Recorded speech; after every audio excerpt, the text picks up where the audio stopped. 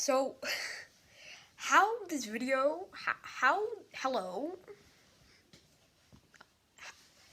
this is gonna be me talking about Migana from Super Smash Bros. For a bit, namely his non-special moves.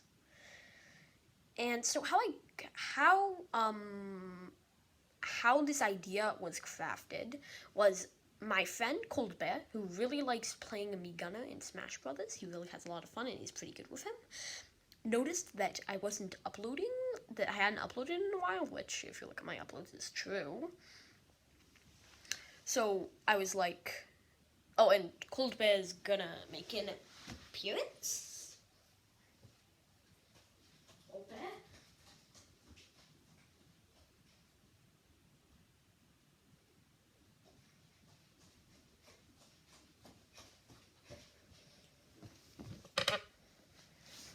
So the reason Cold Bear isn't saying this is because he's very shy and has a stutter. So he's gonna go back to his room now.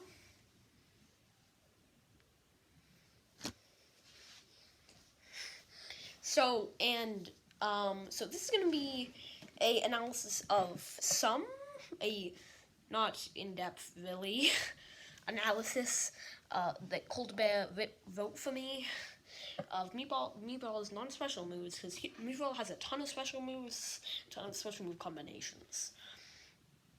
So first off, Meatball's jab. Cold Bear wrote here it's nothing special. It's just a pretty average jab, and I play Meatballer a bit. Migana a bit as well, and I agree with that. It's not like one of Meatballer's really important moves. And now we have forward tilt, which, as Cold Bear said, it's a good move for spacing. It can outrange a lot of swords, as it can outrange a couple swords. But besides that, again, not incredible. It is a good move for spacing, though. And then we get to his down tilt, which Cold Bear said isn't actually that useful because it doesn't have the trip chance of a lot of down tilts in his testing. He thinks. I'm not. I think I sometimes see people getting tripped when I play Meatbrawler, so I'm not sure about that. Again, I said Meatbrawler again when I play Migana, so I'm not sure about that. And then we get to up tilt, which I don't know. Cold Bear's opinion on this, I don't really have an opinion on this. I think it's pretty average. But Cold Bear thinks it's incredible because, according to him, you can spam it, and it has more range than his up smash, which is a fact. Migana's up smash cannot hit very high above him.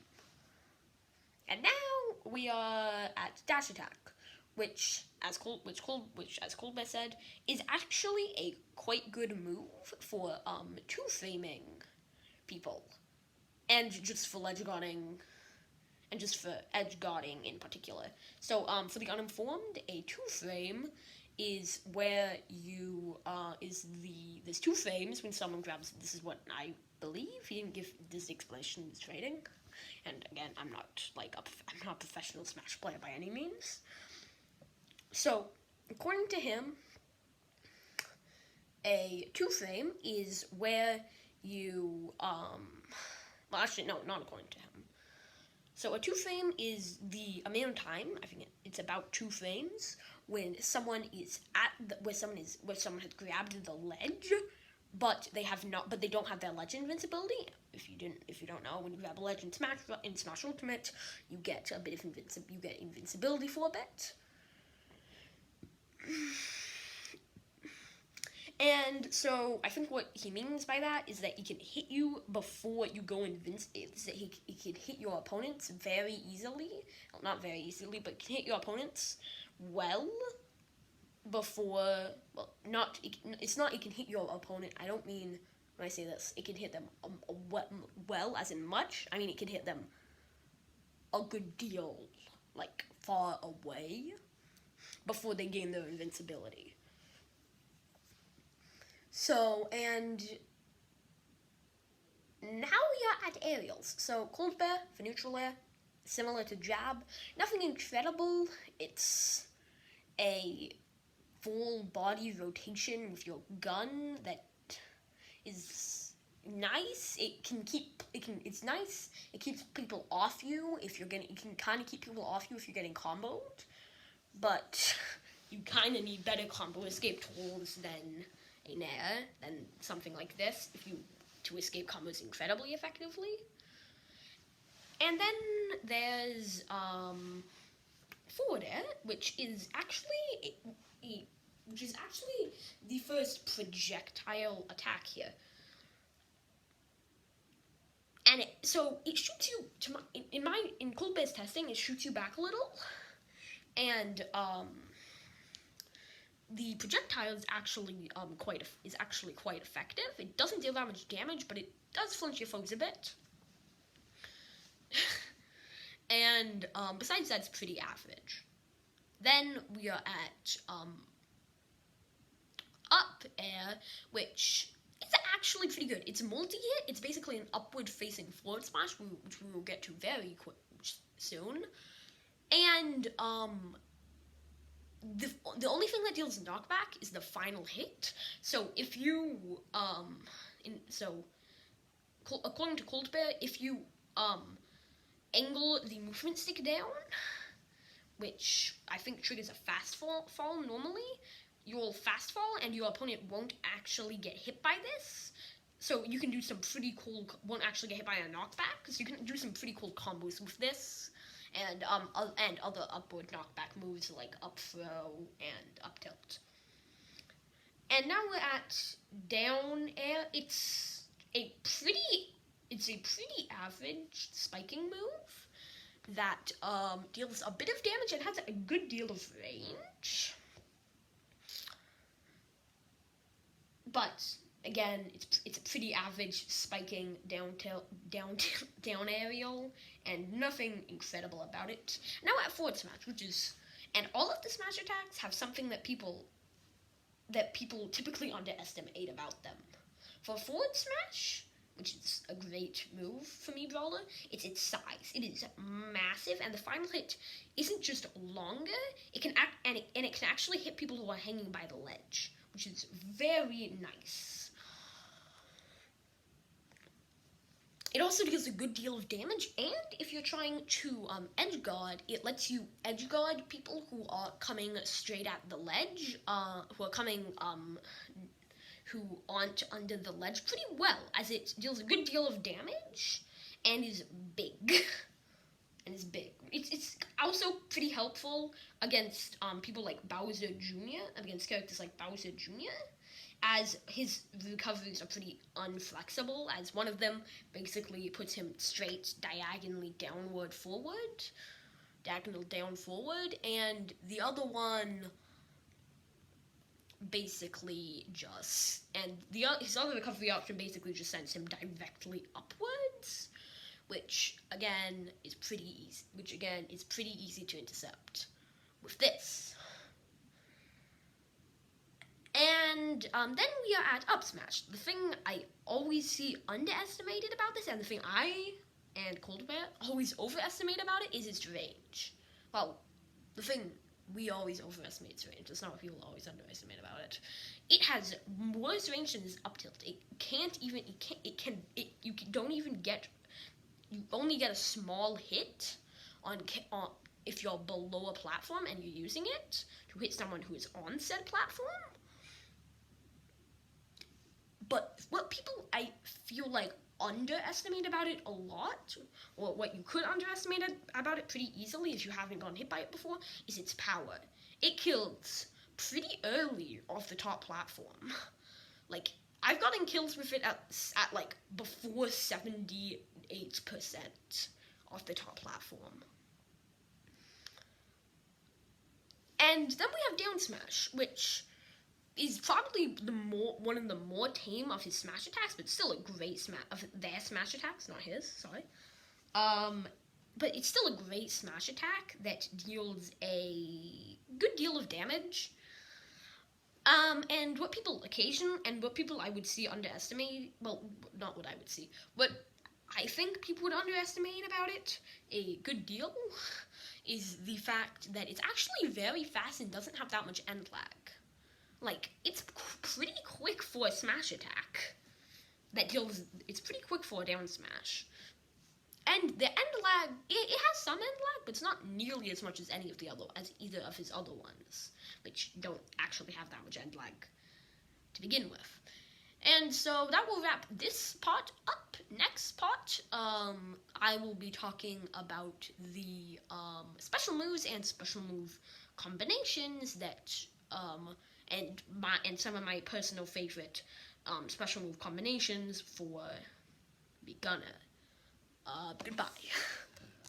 So, a couple of things I forgot to mention in the last episode were all of Beginner's throws, and well, not in the last episode, in the last recording, were things I neglected to mention were his throws and his back air, and there are a few things I would like to say about his smash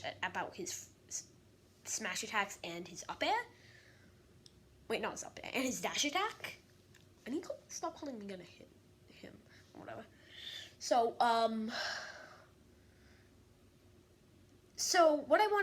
I completely forgot all of the grabs. So all the throws, and I'll start with back air, I guess. So back air is interesting. I guess I'll also cover. No, I'll cover front smash in the next one. That's a special move. So, so his back air, it gives you a knock.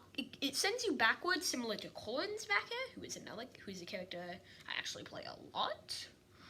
And yeah, it knocks you back a bit, and it deals a bit of damage. It's a back air, so. But besides that, it's a pretty normal back air. It's not exceptional, or it's not bad. It's pretty decent. And then we have all of his throws.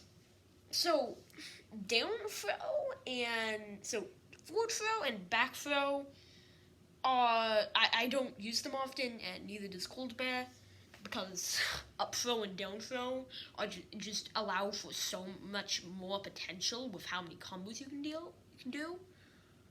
And so, up throw is a pretty standard up throw. It looks pretty cool because you throw them up and then you shoot them with your gun. They shoot them with your laser arm, and that looks pretty fun, and that looks pretty cool, which definitely matters. It doesn't matter. And then it goes into a lot of combos.